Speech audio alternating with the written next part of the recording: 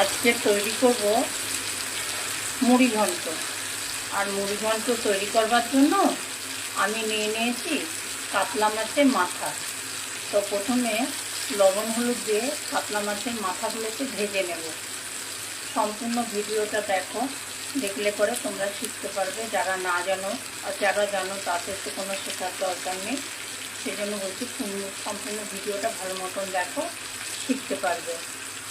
প্রথমেই দেখো লবণ হলুদ দিয়ে কাতলা মাছের মাথাটাকে ভালো করে ভেজে নিতে হবে। বেশ বড় মাথা ছিল, মাথাটার ওজন প্রায় 1 কেজির ওপরে ছিল। তো আমি সম্পূর্ণ মাছটাই ভেজে নেব। প্রথমে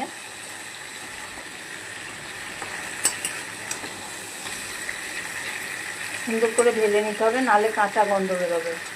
তো প্রথমে মাথাটা ভেজে নিচ্ছি। ঘন্ট তৈরি করবার জন্য আমি দেখো এখানে একটা আলু নিয়ে নিয়েছি বড় দেখে, আর এটা আমি এরকম সাইজ করে কেটে নিয়েছি। খুব বড় কাটলে পরে সেদ্ধ হবে না, তাই আমি ছোট ছোট সাইজের কেটে নিয়েছি। 5-6টা কাঁচা লঙ্কা, আর নিয়েছি একটা টমেটো। টমেটোটা আমি পেস্ট করে দিই তরকারিতে, না হলে তাকিয়ে থাকে, ভালো লাগে না।